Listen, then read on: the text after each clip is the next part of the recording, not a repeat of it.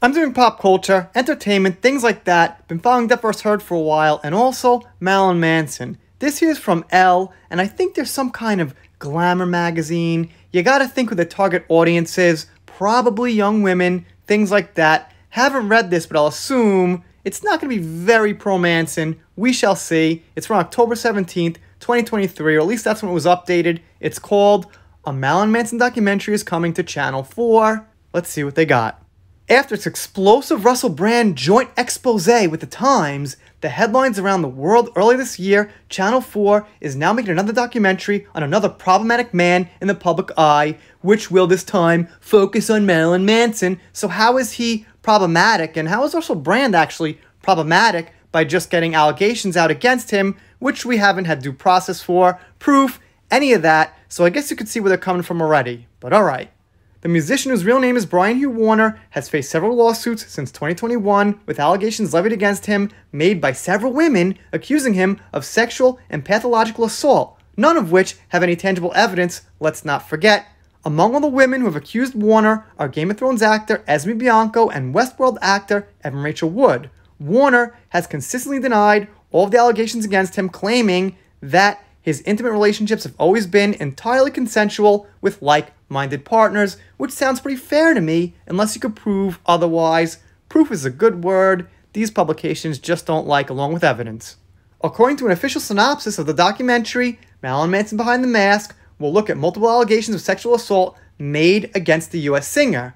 Well, wait a minute. First, let's look at if they're credible.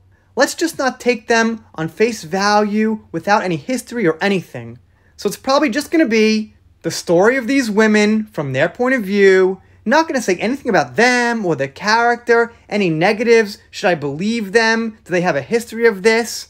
Have they been in trouble themselves, like, you know, Little Miss Mera? Probably it's going to be very blindsided about who they are, and that's really important, is who the people are that are doing the accusing. But I guess this side of the aisle doesn't care so much about the most important factor.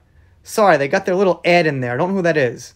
Then they say basically they're going to dive into his rock persona, which is exactly what we don't really want to do so much. Because that's where another disconnect happens, is that's not reality. That's his character on stage. It's like, let's dive into Evan Rachel Wood's character on Westworld. What's that character like on Westworld?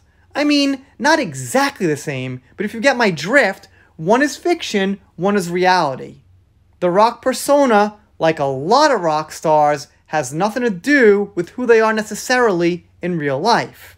The documentary has access to several of the accusers, lifelong fans, industry insiders, lawyers, a former bandmate, and his childhood best friend. Sounds like a good best friend. I mean, unless defending him.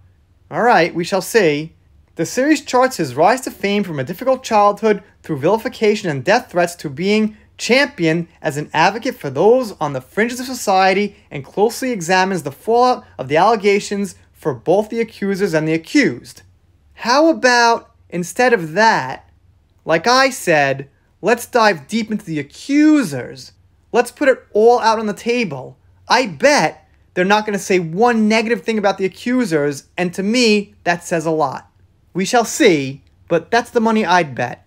They show him with his ex-wife, and it ends with this. They say they include audio recordings from Rolling Stone, who I've got 0% trust for. When I say zero, I really mean absolute negative zero.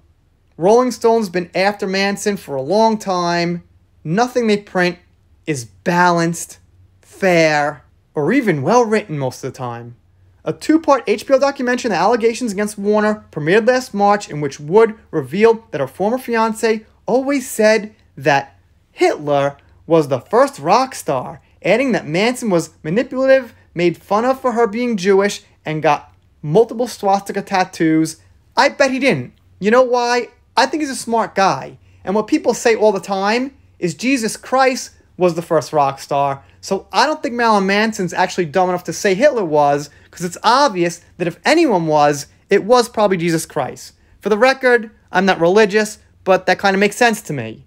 In a way, Jesus was like a rock star. Anyway, don't want to get into that at all. However, that's something people commonly say as the first type of rock star, so I don't think that Marilyn Manson would say it because it doesn't seem to be a fact. Anyway, shout out to the Manson cases. She'll be linked below. She sends me info all the time.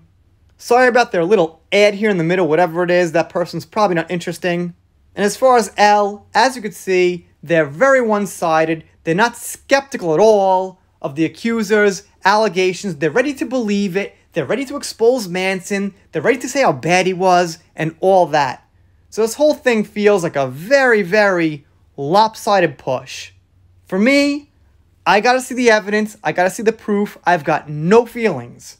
At this point, I've gotta see something to believe it. Same goes for Brand. 4 people, no name, no face to accuse them. How the hell do I know? Anyway, if you're not subscribed here, consider it. If you don't, I'll be sad, but I'll get over it. See you next time.